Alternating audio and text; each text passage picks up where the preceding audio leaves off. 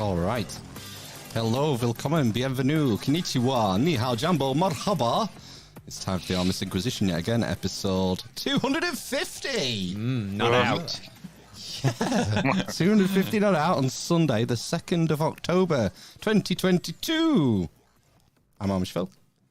I'm Amish Ben. And I'm Amish Matt. The dwarf, the cripple, and the mother of madness. And tonight's guest is a returning champion in the confines, the salubrious confines of Amish HQ, no less. I know. Yes, for his third appearance, his trifecta, his tripartite, hat trick, Triptych. triptych, tantric, maybe.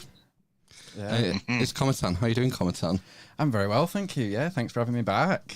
It's good to be back and talking about some interesting topics. I've quite a lot to talk about, but I might not get through it all. Good. I don't know. Well, we can get through what we can. I mean, it's been 2 years, we were saying. Yes. For people who aren't aware of your stuff, you can go back to, I think the first appearance was episode 122, immediately before the lockdown. And then the last appearance was 2 years ago, nearly to the day, in October 2020. So I'm guessing that'll be episode 148-ish, somewhere around there. Right. Good math.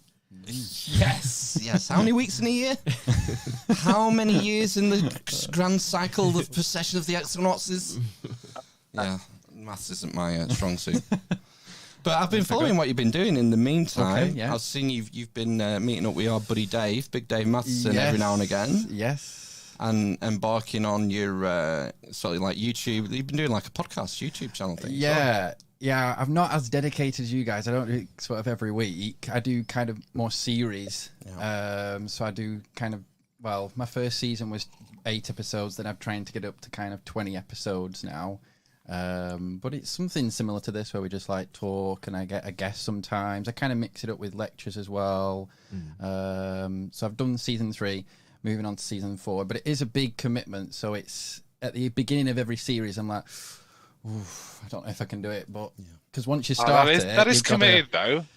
I mean, we're on our 250th. I know, pilot yeah, episode. you're way ahead. Today. You're way ahead, yeah. Do you record them in advance Yes. and then like release? Yeah, them sometimes it's so sometimes it can be like months before, and then I just do it sort of They go off, week you know. after week. You can't have them just sat on a hard drive. You say this to everyone that comes on and Because leaves. they do. It's Yeah. like you end up, then all of a sudden the Queen dies and you're talking about the Queen. It's like, What? you got to get that stuff out. Because the world changes. Yes. Constantly, Oh, right, I see. and Yeah, Oh, right, okay. yeah, you're if you're right. talking weeks and months in advance, I don't know. Do you don't not know. fancy doing them live streaming? Yeah, I would do it. Obviously, it's just more a commitment, isn't it? I suppose. But also, some of the topics we talk about, the kind of, I don't know, the timeless topics. So it doesn't really matter what else is going on in a way because religion's still religion, and Well, that's what I was going to And, say. Yeah, is that sort of like the cornerstones of the things that probably you talk about don't change that much. well, yeah, because some of the questions haven't changed for thousands of years, have they? Some of them, and we're still trying to answer them. So this is what interests me. It's like You know. those foundational questions. Who are we? Why are we here? What we're we doing might here? get to that today. You never know. Well, have you solved it already? Yeah. 2 years? I don't know. No, it's an ongoing thing. It's an ongoing thing. Thank God. It's an ongoing thing. I've wasted my life. I seem to remember the last time we talked, you were looking at ancient cave art and Yes. archaeoastronomy and trying to find the links between like proto civilization and iconography and art, and how that could have been sort of the kickstart to theology. Yes. Yes. So I did that for my master's degree. I did it for my dissertation, and it was really this idea of the astronic tradition that there has existed. You know how there's Abrahamic tradition and Dharmic religions, and then what I'm saying is, well, there's another one, and it's all about the stars, and there is that sort of definite timeline that you can trace it all the way back to. Obviously, persecuted in many periods of history, so there's not much records of it, but especially in the Middle East and places like that, where it was at one time very popular, even around the time of like Islam's founding and things like that. It's quite interesting. Some of the early Muslims were star worshippers, actually. So I remember. Do you remember when? Interesting. Was it in Syria during the troubles in Syria when Obama and Cameron were in charge? I seem to remember there was talk of the Yazidis and Zoroastrianism. Yes. I can't even say it. I know Zoroaster. He's the main dude. Yes. Right. Or Zarathustra. Yes. Is his other name. Yes. But that's again, it's like harkening back to, because I think there's some sort of astral theology intertwined with that. Yes. Yeah, there will be. Yeah. But it's pretty much been stamped out, hasn't it? Yeah, and that's why I want to kind of bring it back, and also, of course, it relates to what I'm doing today, and also like cosmism. I don't know if you've heard of that much, but from Russia, there's that kind of philosophy, like cosmonauts. Cosmonauts. Maybe that's where they got it from, but yeah, sort of mid 1800s. Nikolai Fyodorov, have you heard of him? No, tell us about Cosmic this. Resurrections and everything like that. No. Oh well, he was a philosopher, and he obviously had a very strong connection to outer space, and the Russians tend to do, maybe, I don't know. They have this sort of, in the Soviet Union, they had that kind of culture, didn't they, where they were very interested in space exploration, and I think that's what it developed from this cosmism idea, which was that one day we'll go into outer space and we'll be able to basically become gods and resurrect everyone, and that was the main aim of theirs. And there's still people like that around that I speak to, who believe in that. So what's it like practically then? Because how I think about religions is the sort of theoretical side, the theology, the underlying belief system. But then there tends to be other things like a ritual practice and a structure, like a social structure or a hierarchy of priests, bishops, whatever. Is there sort of an equivalent in that? No, there wasn't. Really, they were just kind of a group of philosophers getting together every so often and talking about these ideas, writing it down. But there wasn't. That's why it's more a philosophy, maybe, rather than a religion, cosmism. But so it was a bit different from sort of other belief systems in that way. But it's really interesting. You should have a look at it. Yeah. So I see that as, I don't know, kind of a precursor to what I'm doing as well, a sort of from 150 years ago, and then I'm just kind of adding on to that, and I'm sure there'll be people in the future. I hope there will be. What are you adding on to that? Well, that's what I'm like probably here to talk about, the unique parts of your philosophy or religion, however you define it. I don't know, maybe you won't be able to remember it much from last time. I don't know if... the technical side of astronism, I don't know. I think I did explain it, maybe, but... Has it changed, though? Because I think I did actually say on my first podcast that the next time I come, it might be a bit different. And that is true, because it has developed, obviously.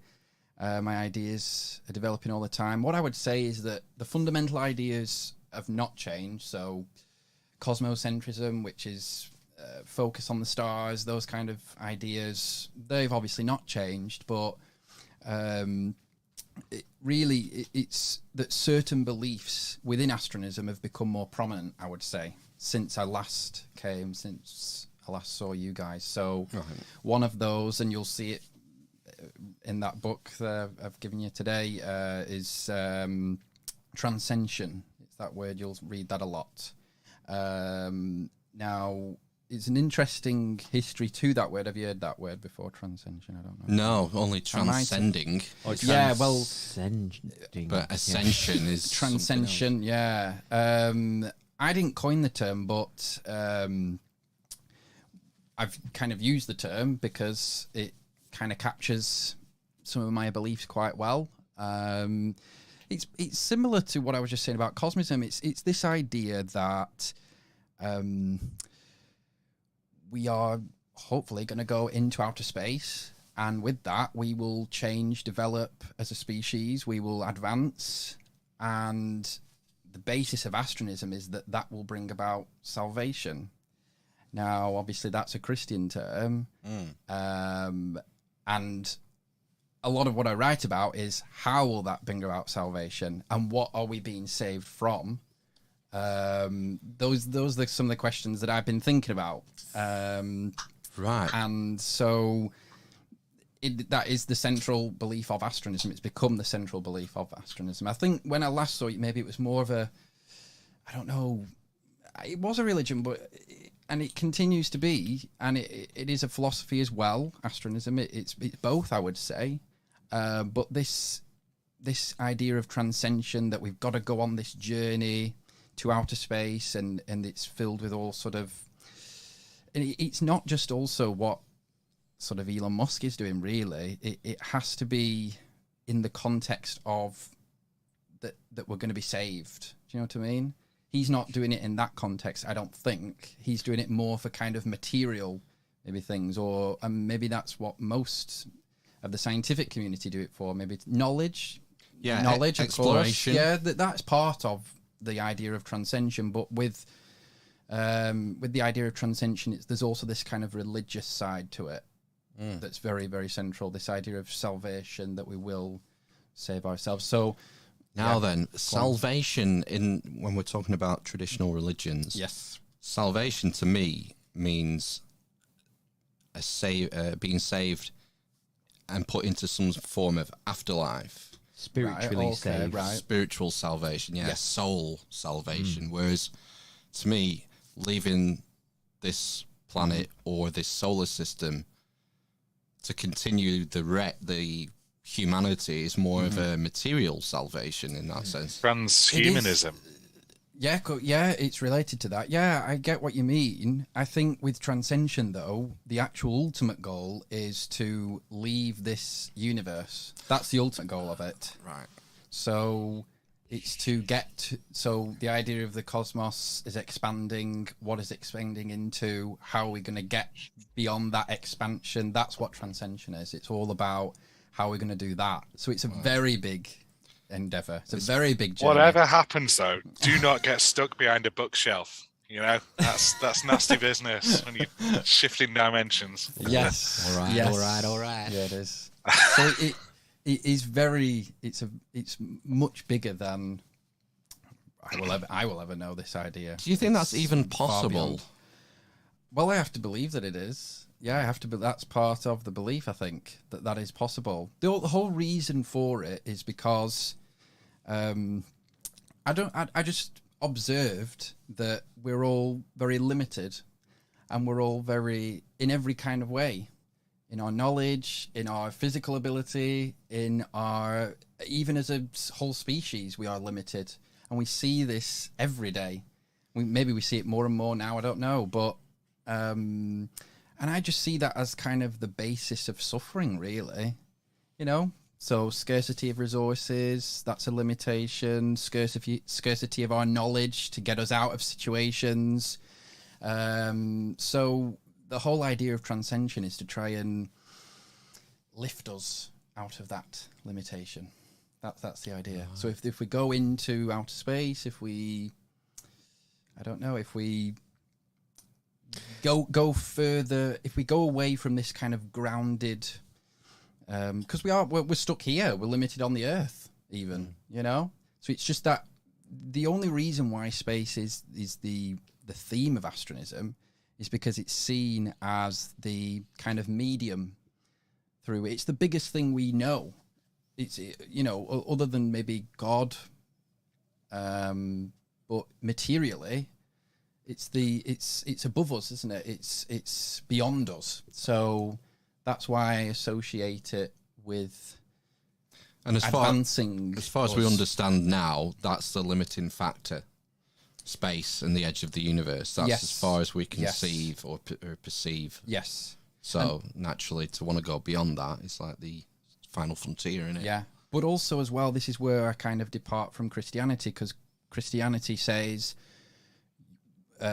you have to suffer because of what Adam did, or because this is the official, you know, original sin doctrine, isn't it? Because you've, you know, gone against God, now you have to suffer for that.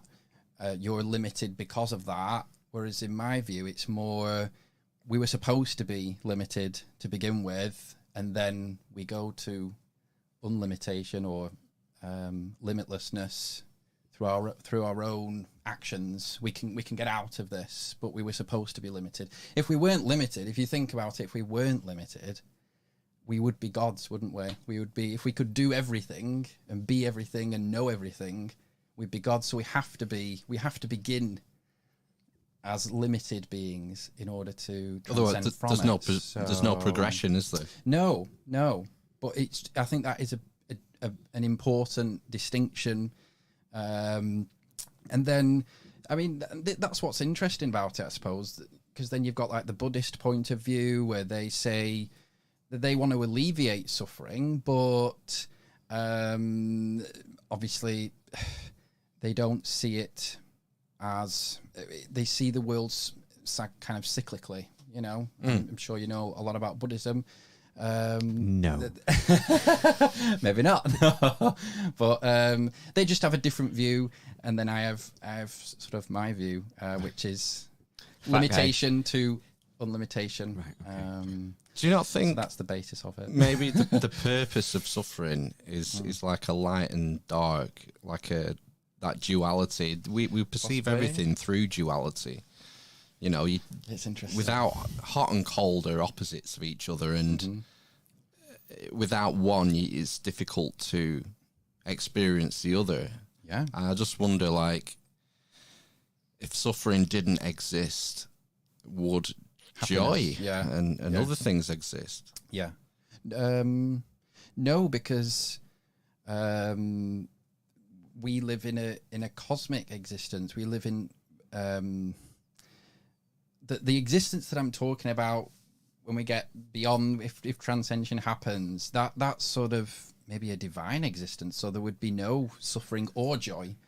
There wouldn't be either, because you wouldn't need that. It's sort of there's ideas in other religions about that it's kind of like just a bliss. You don't feel either or. It's just a sort of eternal bliss, isn't it, or something like that. I think that's what it is. I don't think it would be just joy. I think if such a thing does exist, it would be incomprehensible to our monkey brains. Yes. And Yeah, that's the whole point, though, isn't it? our English language wouldn't have the tools No. to describe it either. No. So we're kind No. of best guessing. So aren't again, we? limitation again. You know, it's really grounded in everything we do. It really, really is. Can't escape it. I suppose our perception as well, like you've talked a couple of times, Phil, about that book you read around the fourth dimension, or the being able to perceive things from Fourth, fifth, and sixth dimensions. there's a yeah. sixth as well. Who knows? That'd be We wouldn't an know. infinite amount. We wouldn't even be able to see it if it's like you're in the face, because we're Exactly. limited to the three that Yeah. we live in. But yeah, that was P.D. Uspensky's new model of the universe, and you can buy the chapter on dimensions on its own, I believe, from Amazon, Right. on the cheaper. Is it a must-read chapter? If you're into the like kind of metaphysics and perception and the nature of reality, it's like, yeah, I'd recommend it. Yeah, it's good. It's a mind bend.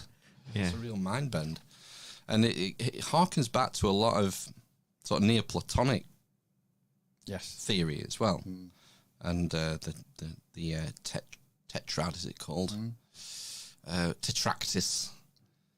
The Pythagorean tetractys, where there's the one, there's the monad, and then there's two, the dyad, two dots, and then the row of three, the triad, and the tetrad is the fourth row. And the sort of mysticism behind these numbers and how they relate to different religions, and interesting stuff if you're into Neoplatonism. Okay. Brilliant. Polybius. Oh no, Iamblichus. I read it not so long ago. I don't know if I've put it. Oh, see this one It's there. right there. It's right there. Yeah, I only read it a couple of weeks ago. Theology of Arithmetic. Oh, brilliant. It's attributed to Iamblichus, but I think they're guessing. It's a bit of a bit of a best of. Tiny writing again. It's not. It was a quick read. It's only Okay. 100 and something pages. Yeah. But yeah, I quite interested in this sort of mysticism Yes. around Yes. number. They called them the seven liberal arts. Yes. the Yeah. ancient Greeks. So you Yeah. had like arithmetic, geometry. Philosophy was one, was it? Or logic? I should know these. Logic. Well, there was the three, sort of written and spoken words. I'm totally blanking on them. So arithmetic, geometry, which is Was arithmetic music in that one? space. Music is yeah. is arithmetic in number in time. Okay. They all relate to each other. Yes. The four main ones. But yeah, I'm not an expert.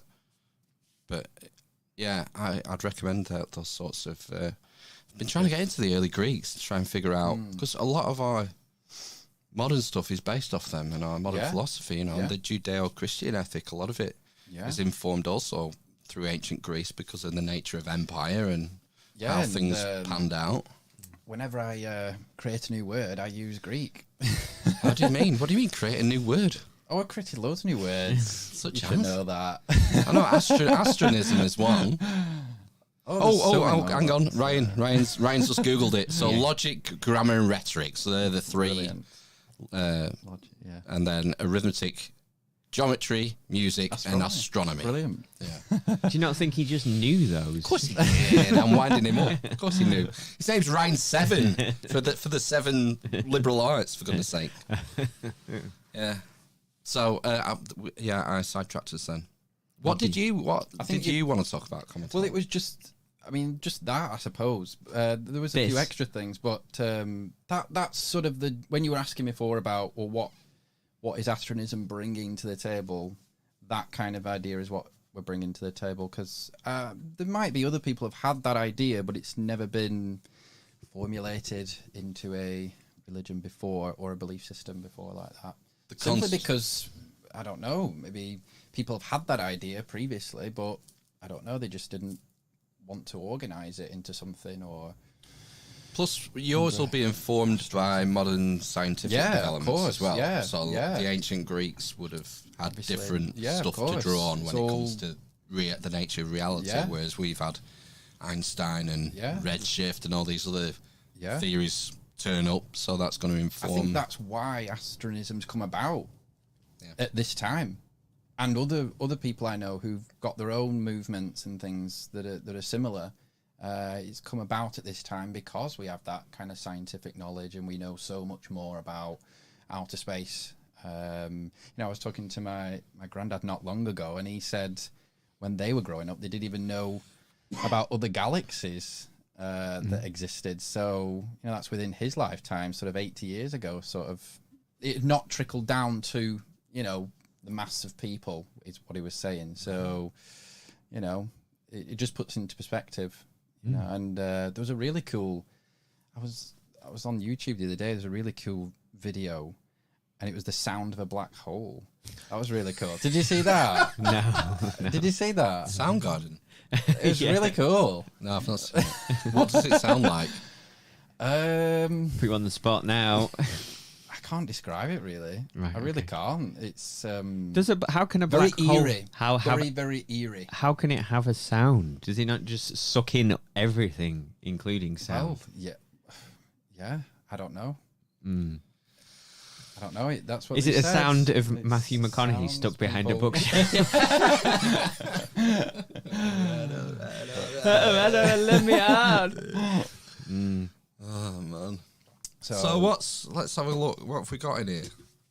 What's the So it Astronist starts- statement? yes. So, I mean, what so are it we going to find in here? with so- limitation. So I talk about that. Yeah. And then I talk about the state of humanity as being limited.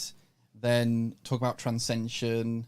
That's our way out. That's how we get out of limitation. And then ultimation is another word I've created to describe what we were saying before about, I don't know, a limitless existence beyond this limitation. When it comes to limitedness. human limitation, Yes. do you think one of the things that worries folk like Elon Musk is artificial intelligence, and maybe Yes. that Yeah. sort of making us redundant? Do you think that's going to play a role in this, or? Yeah, definitely. Yeah. I mean, even so,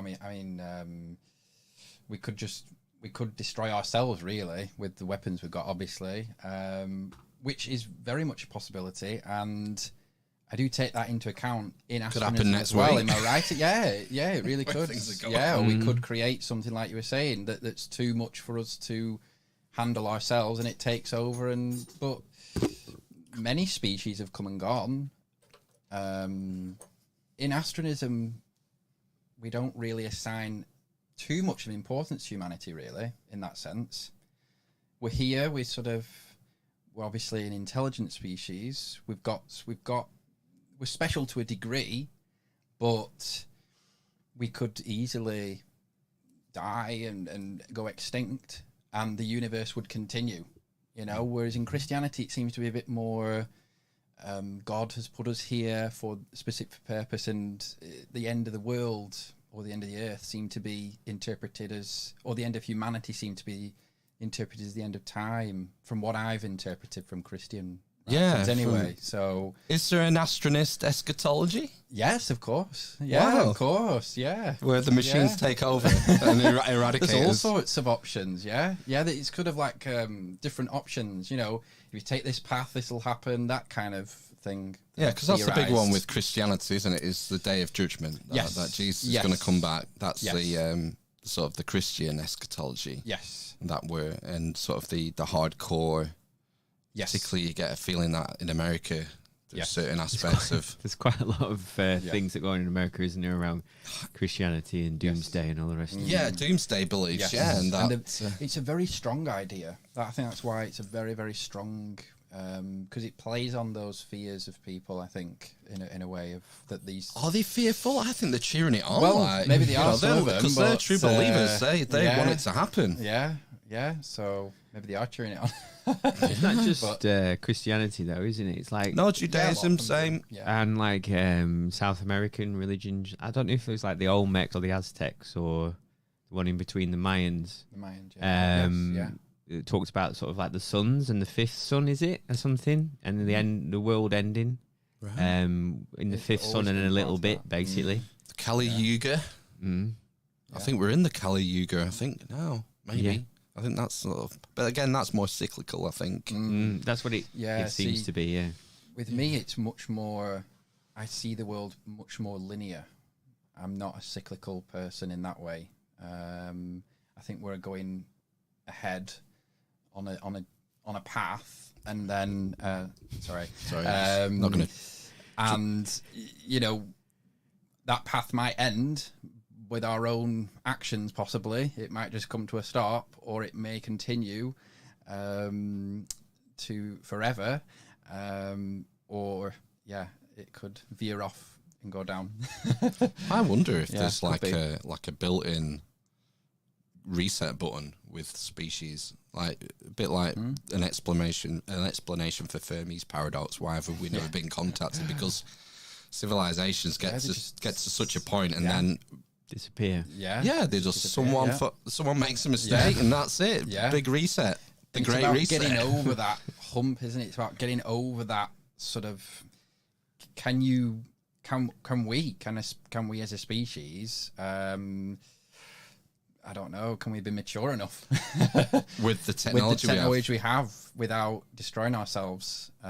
So it is interesting, but obviously in Astronism, it's this idea that we go to the stars or we stay here, and those are the only two options. So from my perspective, if we stay here, well, we only got limited resources here unless we start bringing them back here, which is what some people have said, which we could do, of course. But I think that misses the point of actually going out there and discovering more. I think if we're always stationed on the Earth, we're always going to be limited in some way. So, but... Yeah, I think, I think there's a certain element to kind of, what's the word? I was going to say sort of like travel, but I suppose it's like the invention behind that, to be able to do it, in terms of, if it's sort of bending space, and creating wormholes and things like that. That's What's going to happen as part of that? Yeah. Or, you know, if it is kind of investigating black holes and seeing what happens there as well.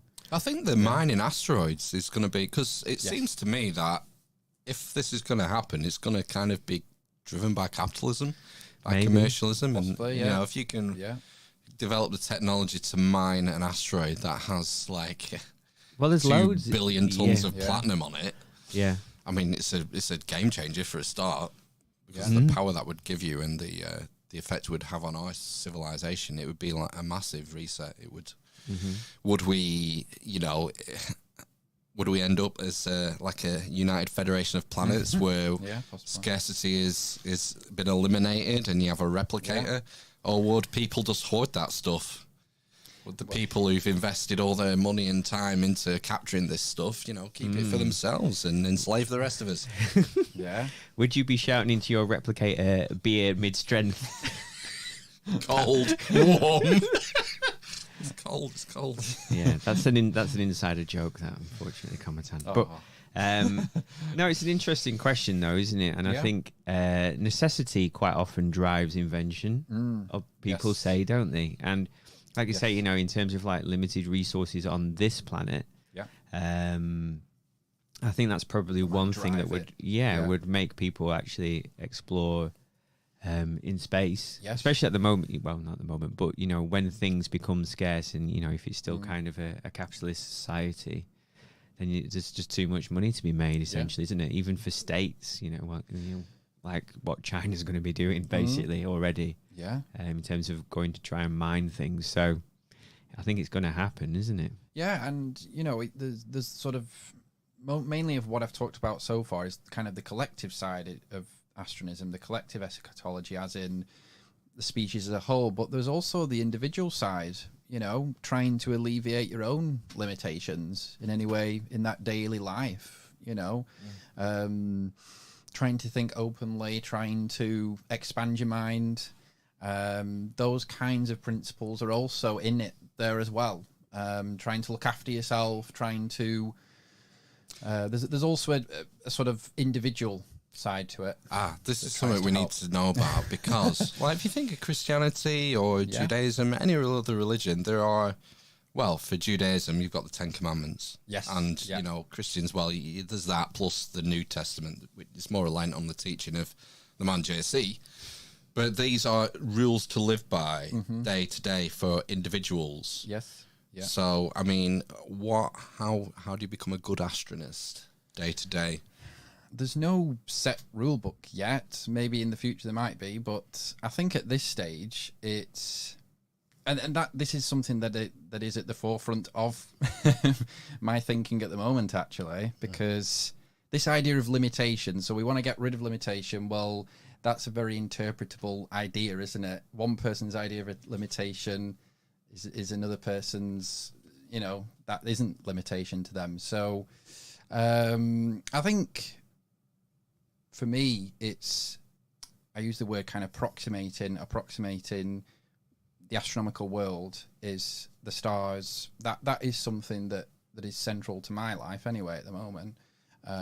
Every day, sort of observe the stars if they're there, and sometimes pray as well. Sometimes pray, face the moon. Yeah, sometimes, the stars, so I think that's always good. Always keep in mind that you're very small and very not insignificant, but maybe a little bit insignificant compared to the universe beyond. But in terms of other things, sort of non-astronomical things, I don't know, just maybe based off of some Christian ideas of what's good. So, you know, if it's like, I don't know, if you could get into an argument with someone, try not do that. You know, try and restrain yourself, or try to, you know, if someone's annoying you, don't react, or those kind of things, those ideas. So it's kind of general. I mean, that's what I don't want to spend too much time. I don't want to go over the 10 Commandments again. Everyone knows that murder's wrong, and stealing's wrong, and it's like how do you grab people still do it a set of laws, for lack of a better word, yes, which are geared towards the aim, which is to send humanity off into the stuff. So you know, you might have stuff about science and education, stuff like that. You know, it's like how do you tie it in with what you're trying to achieve? Yes, well, obviously that's related to knowledge. So as much knowledge as you can get, the better.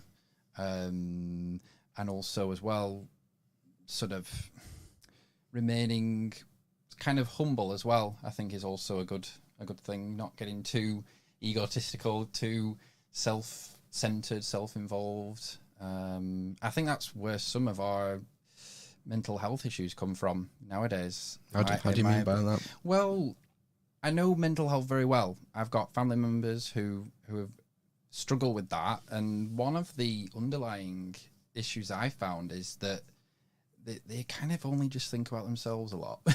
Right. And they're the victim a lot of the time, and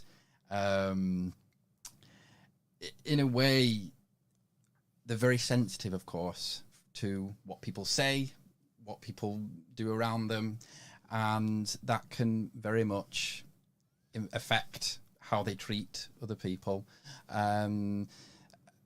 One of the reasons why I talk about remaining humble is because if you become too self-centered, then the world becomes very small, doesn't it? And very limited. Yeah. Well, you know, it's sort of the opposite to my ideas of keeping open, thinking about other people. So yeah, you're just driving other people away, don't you? Yeah, you do. Yeah. And that's what happens a lot of the time with people who suffer with mental health issues. I'm guessing it probably depends on the condition and stuff, doesn't it? And the individual. I don't know much about that sort of stuff. I mean, I don't know about it from sort of a professional point of view, just personal experience. That's what I found, you know, and sort of I'm basing my ideas of how to live a good life off of that, really. I found that when you're too self-centered, too focused on your own feelings all the time, then that's where things go wrong, really. But so yeah. But there is some of the things I'm interested in are like they're focusing on yourself, but in a different way, in a way of sort of self-progression. Yeah, okay.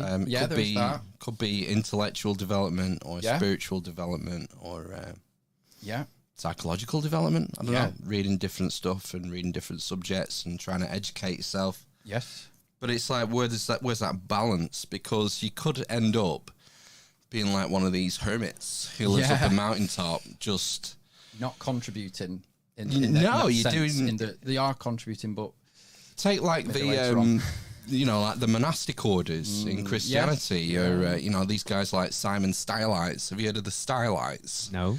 These guys in like I think maybe 3rd or 4th century. The famous one was Simeon Stylite, and he went and lived up a pillar for like 40 years. Oh, I've heard these stories. His legs exploded. You know, it's like just deprivation, like self-deprivation to an extreme. Yes, and you know, I mean, I suppose he would argue that he inspired a lot of people through his sort of to not live on a pole. Through his suffering was people came from miles around to see these guys. And he started a bit of a movement. Other people doing the same thing. And was that following a particular religion doing that? Christianity. Was it a Christian thing? Yeah. Okay. Yeah, there's saints. I think most of them are saints. The old Stylites. So you know, you're talking about potentially people being self-centered. So is it how would you ever know the true motivations of that man? He could have been doing that in order to become, I've got a good chance here of becoming as sainted here by standing on this pole until my legs explode in 30 years. So, so how did he get food and water? He didn't get a lot, but people would sort of put things up on a pole. Right, like okay. That. And he stood up. The rope, oh my gosh, like he had a rope tied around his waist. so that he wouldn't fall off the pillar. Right. Yeah. Wow. And it sort of ate away. Would it not there like grow into him? Yeah, maggots coming out of it. God. Wow. Yeah, it was extreme. Very extreme. Very extreme. I've heard Buddhists do that as well. I've heard Buddhists do that, live in a cage or something. Or well, there's the obvious ones, isn't it? People set themselves on fire, isn't it? Yeah, there's that one. Yeah. Isn't there? It's all embedded into the beliefs. Isn't there a mummy? Yes, there is a living mummy, isn't there? Someone put shades on him, didn't they? Ray-Bans. I don't know. He's alive. I've seen a picture of it. Yeah. I saw it on TikTok. Cometan. Oh no! And let's not bring that up. But it was like a short video, and it looked like a corpse, and then he kind of started breathing, and like people were like, he had sort of like petals and things, and he was dressed in the orange robes or whatever, and he's like, so God knows how he's alive, basically. I thought he was dead. No, he's alive. I thought he'd mummified himself and he died, but he'd been preserved for hundreds of years, basically. There might be someone like that as well, but there is somebody else that I've seen, unless it's an animatronics and they're putting something in him, then yeah. There's so much weird stuff about it. You wonder, like, what our minds are actually capable of if we unlock, like, the other 90% that we don't use of our brain. That's crazy, isn't it? Well, hopefully we will do at some point. Is there any role for psychedelics in astronism? Someone actually asked me that a while ago, and I did do not a full presentation on I it. thought you were going to say say no, I didn't do it. No. A heroic dose of mushroom 15 grams. Yeah, I don't think that would be good for me because I'm already up in the bloody stars anyway. Because so it might not be very good for me. But I don't know. It's a difficult one. Because, again, I've been around family members who have struggled with addictions and things. So saying that that's okay, yeah, definitely, because I've seen the other side of it, which is not so good. But if you've been doing it for years anyway, and you're with people, if you're in an environment where it's safe to do it, and you're not being forced or peer pressured into doing it, then why not? Yeah, try and unlock, shut down. Like Joe Rogan does that, I'm sure. If you watched his podcast, he does a lot. I think a lot of people have he done talks about these clowns or something that he sees. Entities. DMT entities. Yeah, DMT, and all that. Yeah, I think there's definitely a place for that. I mean, someone messaged me quite a while ago now, and they said that they'd seen aliens when they were in it. So it's quite they got in contact with me and said, "What do you think of this?" I was like, "Oh, that's great. Yeah, ask them questions. Maybe they might tell you some knowledge." The way it's been explained to me, like particularly DMT, is that it sort of removes that filter that our brains use because we only sort of. Our brains tend to, as how I understand it, is our brains filter out most of the sort of electromagnetic spectrum to the bits that we can see. Yes. And even the bits that we can see, it filters stuff out so that, because otherwise you kind of go mad if you were bombarded with everything that the brain's capable of receiving. And that limited again. Limited in everything. Well, that's by taking the substance, it opens that door. Yeah, but we can't be in that space all the time, can we? We can't. We would go mad. We wouldn't be able to take it in, would we? But hopefully we can get to a stage where we maybe can do that. Maybe it would be eternal bliss, like you describe. Yeah, maybe. Yeah, I think we're so far from some of the things that I'm talking about in that. We're so unbelievably far away from that. We're talking about the far future. Whether we'll ever get to that, that's the big question mark. We might just fizzle out and just not reach our potential. We might not, which would be sad, wouldn't it? Because well, yeah, I mean, we won't be here, but maybe in a few generations' time, they might not. Is there in astronism? Is there an afterlife or a chance of an afterlife before reaching that sort of edge of the universe? There's a sort of not purgatory, but not like a limbo kind of idea where souls are, or consciousness sometimes they call it as well, are sort of kind of under an embargo, really. I kind of call it embargo, where until we reach transcension, those souls won't be able to go into the afterlife. They won't be able to fully be released into limitlessness. They're still limited, essentially, until we fulfill this journey, because they're still connected to us. They're still part of our species. Even though they're not bodies anymore, they're still part of our species. So they will remain connected to us. So yeah, there is the idea in afterlife before, if transcension comes to completion, but it's more of a like a limbo idea. Yeah. How's this for a theory? In the stars. What about our consciousness doesn't come from this material realm? It comes from beyond that edge of the universe, and our brains are just receivers for it. Yeah. And so yeah, we come into this 3-dimensional realm and get to experience all these things. Yeah. And then you die, and your consciousness is still back there.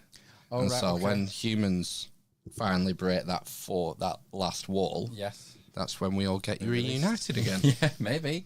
Yeah. That sounds good to me. It's another, it's another theory on. I might start my own religion then. Yeah. I'm interested in this idea that I think it was Randall Carlson, maybe, who used an analogy of a TV set. So modern science, generalizing, modern science believes that the brain is the generator of consciousness. Consciousness is a byproduct of chemicals in the brain interacting with each other, which creates this effect somehow. We don't know why or how, but that's the theory. And the sort of TV analogy is that your brain acts more like a TV set. Yes. And so when you die and your brain goes dead, we say, oh, the brain's dead and the consciousness is gone, therefore the brain generates the consciousness. But if your brain's more like a TV and your consciousness is like the signal coming through the aerial, if you hit the TV with a hammer, all right, the picture's gone out and the sound's gone, but the signal's still there, still coming. Yes. Yeah. I would interpret that as it comes through outer space and it comes through to us. And that's why what about I the focus ether? on... Could it come through ether? What is that? That's just like a... What would you say that is? I would say it's like the invisible energy field that binds us. It's like the Force in Star Wars. Nice idea. Yeah. Dark matter. It's everywhere. Everywhere you go. Ether. I don't know. It was sort of an idea that was popular for a time. Yes. And then fell out of favour. And there are some stalwarts hanging on to it, trying to bring it back. Yes. The idea of ether. Yeah, the Greeks were into it. Yeah, they were, weren't they? Yes. What did they know? Not a lot. Knowledge builds on itself, so it sort of progresses, like we were saying before, I couldn't be doing what I'm doing without science, because we wouldn't know about the stars. We wouldn't know much about it. So you wouldn't have those ideas. You wouldn't see reality in that way. So you've got to look back.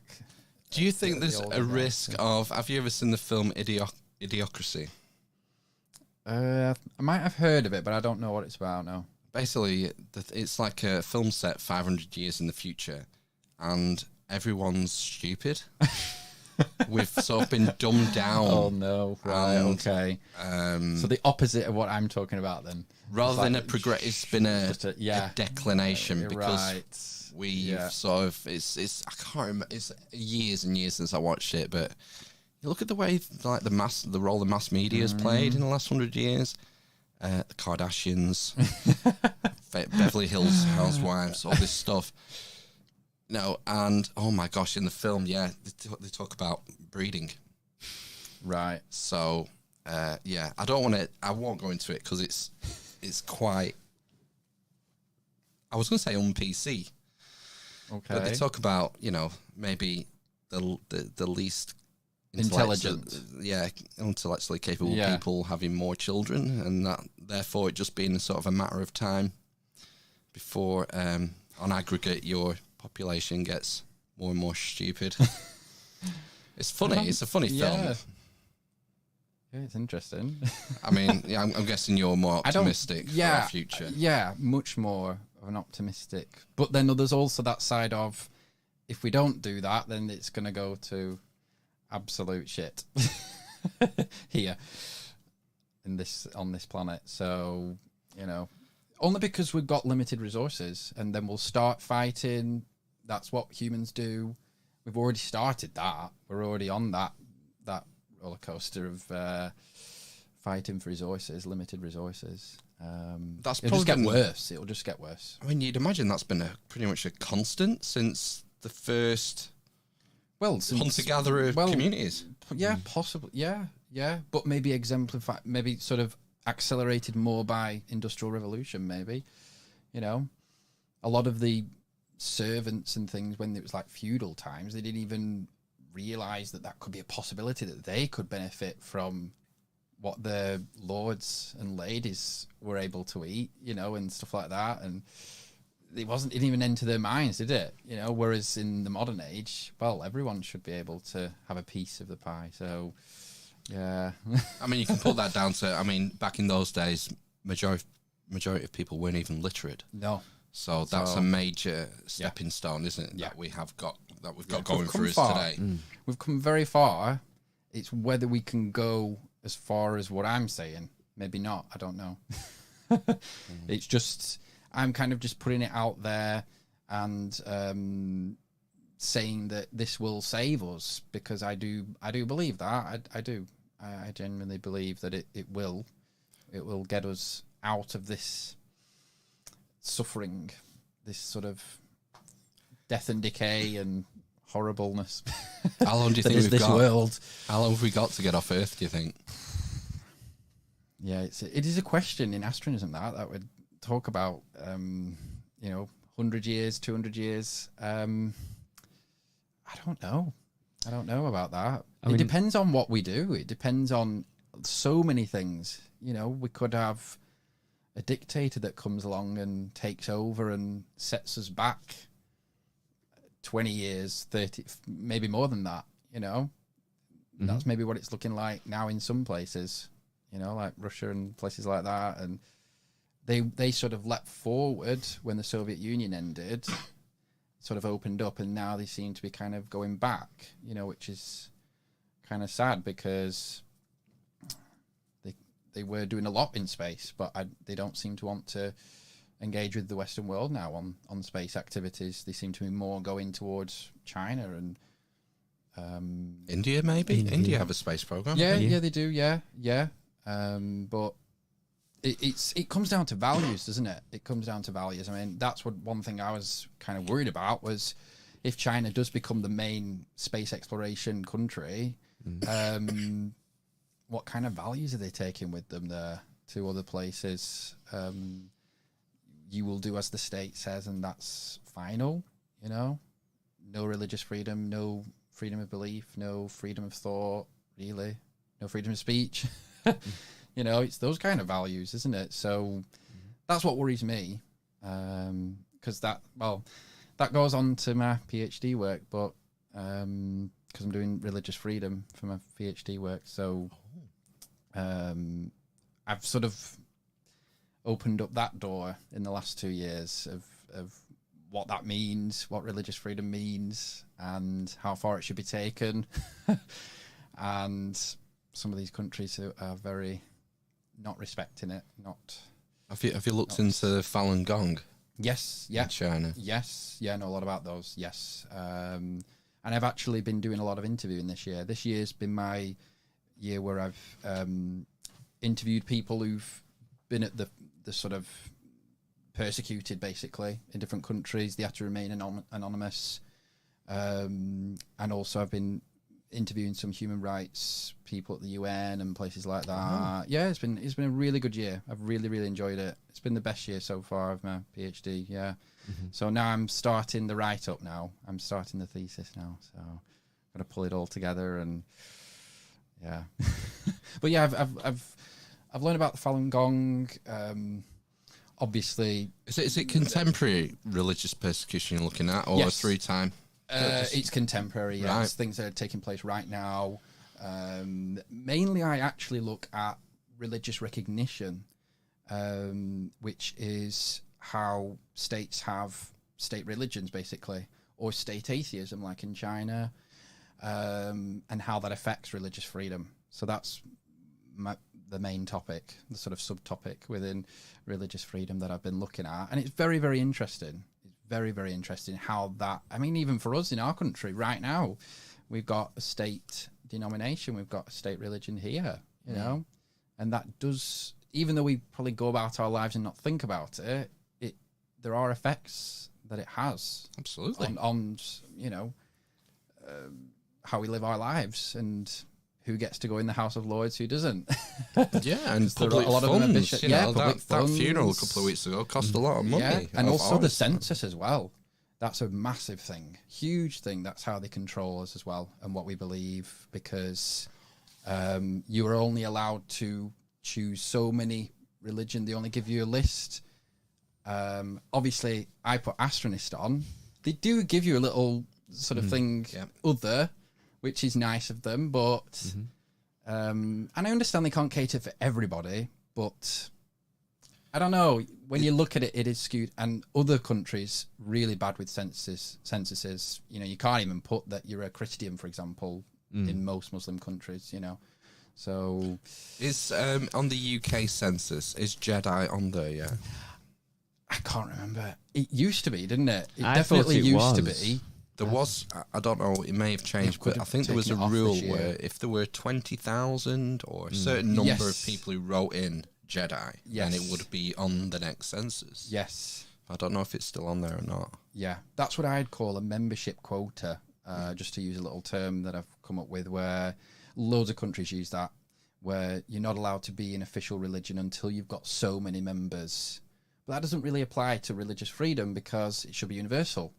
You know, like when you were saying before, well, I might create my own religion. Well, you still, even though it might just be you still deserve religious freedom. It doesn't matter whether you've got just you or a million people. Yeah. You know, but they do use that as a way of controlling, and then you can't register your religion and things like that. It's Getting charitable status will be another my mechanism, goodness, won't it? Yes, so I've looked at all of that. So there's kind of two sides. There's the recognition side, which is all about state religions, and then there's the registration side, which is more of kind of the legal side of it. And most countries have issues with this. It's a really widespread problem. We're like some of the freest countries when it comes to religious freedom, would you say? I would say, I mean, even I originally said Portugal, actually, but then I was interviewing Andrew Copson. I don't know if you know him, who's the humanist leader, and he went like that. No, it's not, because they don't like atheists there, so they don't. They really, any humanists or atheists, they wouldn't obviously say it, but there's this institutional hurdles that they put in place. You know, they can't register, they can't do things like that. There are things, and so even Western European countries have issues like that.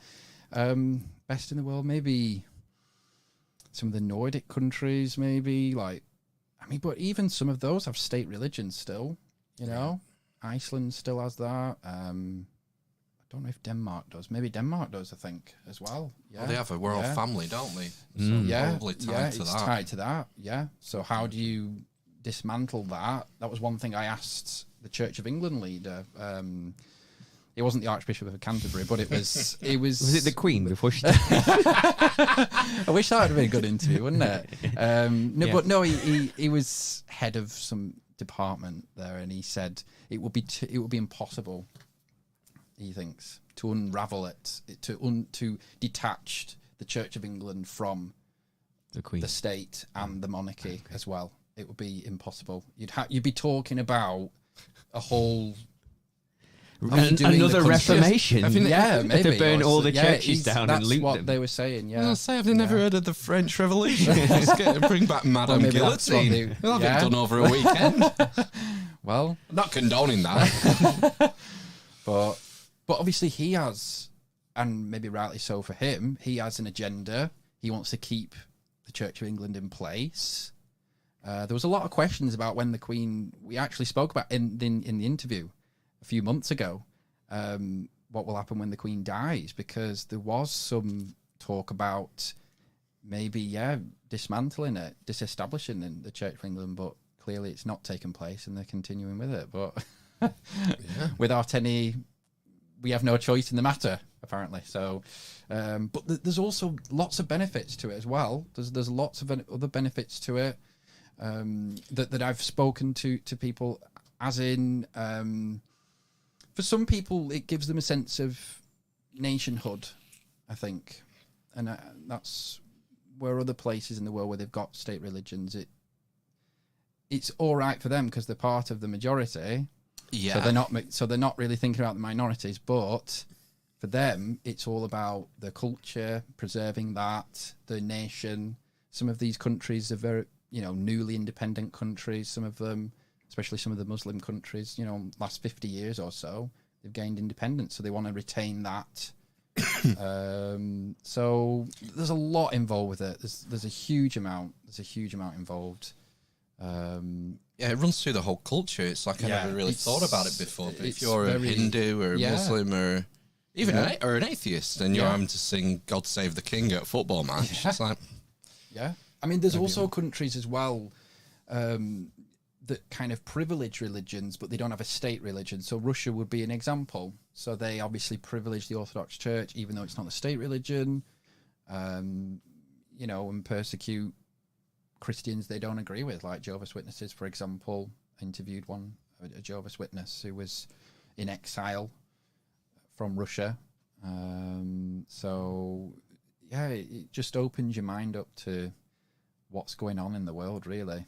Yeah, it's very widespread still, this persecution of faiths. And you see a lot of people, like you mentioned a humanist before. Yeah, I imagine a lot of humanists all would kind of have the idea that, well, maybe we need to move past all this religion stuff. And obviously that's why they get a lot of, bad attention from some of these states that are still very religious. That's why being an atheist in certain countries is still dangerous. It's physically dangerous for people to do that. I mean, there was a few people I wanted to interview, but they couldn't do it. They wanted me to interview, and I said, make sure you're anonymous. No one will know. Still didn't want to do it. Yeah, so I don't know. It's just we're very lucky, obviously, to live in the country we do. In that sense, even though there are other issues with our country, so much but for granted in the West. It's then when you look at places like China or, God, don't even get me started on North Korea, but did they have a state religion in North Korea? Well, it's state communist. atheism. Yeah, it's state atheism. Yeah, so and they kind of have these like token churches. They're really strange, where they'll sort of, it's kind of like a show church. So they've built one, and there's a priest there, but obviously he's like a government official doing it, or like he's tied to the government, he can't say anything without the government saying. So they have these kind of token churches that are not real, just pretend churches there.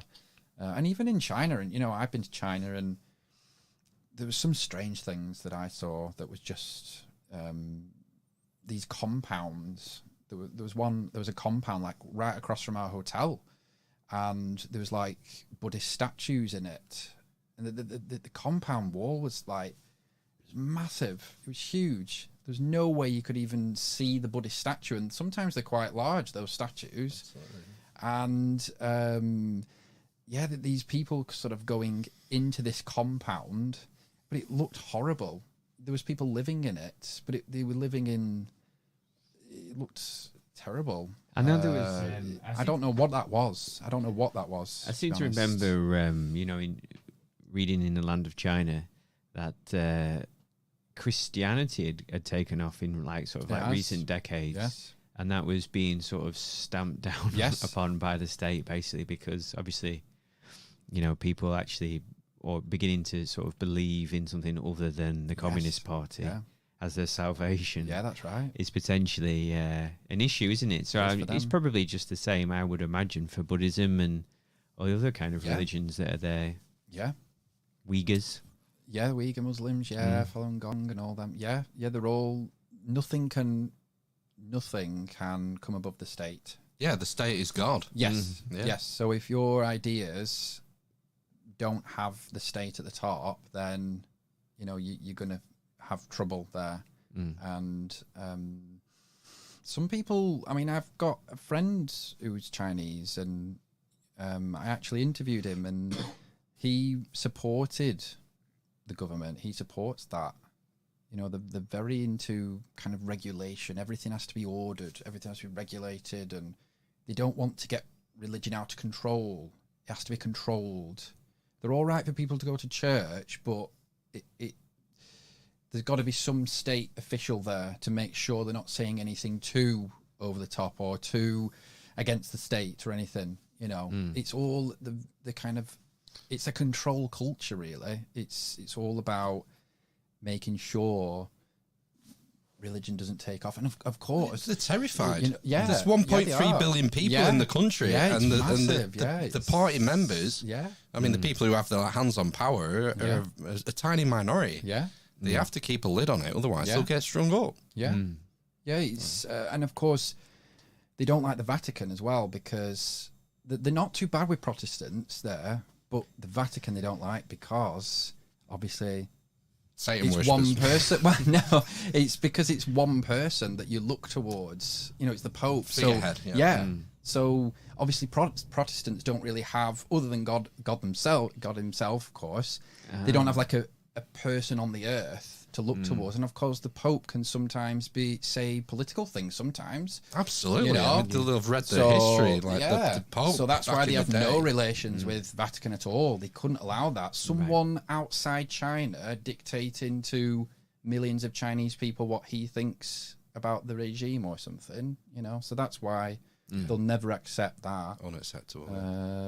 So, and it's just so widespread. I couldn't believe it, really, how widespread it still is, really, and even in some of our Western countries, you know. So yeah, I've got a year left, and I've got to write my thesis now. Hey, we've done over an hour, Cometan, and it's 9:15. Yeah, already. I know, it's gone quick. Is there anything you want to leave us with before we go? There was actually. There's another branch of my work that I've been doing is actually about my grandma and granddad, my granny and granddad, actually, which is quite interesting. And they passed away 10 years ago and about 5 years ago, respectively. And what I didn't realise was that they were very into the Latin Mass Society. They were very religious people, but I didn't realise how much they were involved in that. And I don't know if you know much about Latin Mass and what happened with the Vatican too, and in like the 1970s, it was like 1960s, and they were open the house up for masses, and I have no idea. And they were on the front page of Lancashire Evening Post as well. So when I found this, and my dad's there as a little boy, and it just blew me away. I was like, my God. And because obviously I'm into religion anyway, it just, And they were kind of being persecuted because the church didn't want them to do the Latin Masses. So it's sort of the religious freedom aspect came into my mind. So that's another branch of my work that I've been doing some research on. So. On specifically your family? Yes. Right. Yeah, I couldn't believe it. Yeah, it was amazing. So that's just opened up another branch. And then I found also another thing. Found out I was related to Mormons. You're related to this Mormons? Week, yeah. Not just this week. About a year ago, I found out that some of my ancestors were some of the first Mormons to come from Lancashire. A lot of them, the Mormon missionaries came over here from where were it? Iowa, I think, something like that. Right. Mid United States, came to Lancashire, baptized them in the River Ribble. Is that why the church is in Chorley or whatever? Yes. And I had no idea that some of my ancestors were related to went across with them. They went back with them Oh, across right, okay. to and I've got in contact with people over there. So Have they moved to Family Mexico now? That's where apparently a lot Utah. of really, I think a lot Utah, of people, Mormons, were persecuted even within, right? Yeah, there were some. Yes, and yeah, they you're went to right. live in Mexico because they Yes. wanted to have polygamous families. Yes, yeah, that's right. Yeah, so it just shows, family history, which I love. It's another passion of mine. I do love family history. Yeah, it's really interesting. You can find some crazy stuff out. So yeah, it just seems to be all religion with me, my family, my That's quite- ancestors. They're all bloody got their all ideas. in your genes. It is. It was blood. written Must be. in the stars. Yes, good way to end it. That. Yeah. And that's a great way to end it. It is. Yeah. So yeah. Astronism.com is the website, isn't it? Yes. And link in the show notes for that. Yes, and hopefully I'll be back again at some point. I'll put a link to your YouTube channel in there as well. Yes, because, please. Are you going to be starting some more I will conversations? I will be doing, yes. So you'll be seeing me. Is the With David, Astronist statement available on Amazon Books or? It is, and it's also available for free on astronism.com. I make all my books available for free. Oh right, okay. There we go. Yeah, no need to pay. Link in the show notes. Go and If have you a don't want read. to. Yeah, Go and have a read yourselves. Cool. Definitely. Thanks for having me on. Well, No you're problem. welcome. Thanks for coming You're back. welcome. Cometan. Cheers, Cometan. Right, we'll Thanks, sign guys. off and Yeah. we'll be back in 10-15 minutes. Do some news. Yeah. You all right there, Ben? Yeah, that's right. Still got the leggy. Yes, isn't he? Oh dear. Constant. Right, sayonara. See you soon. See you later. Bye. Bye. Bye.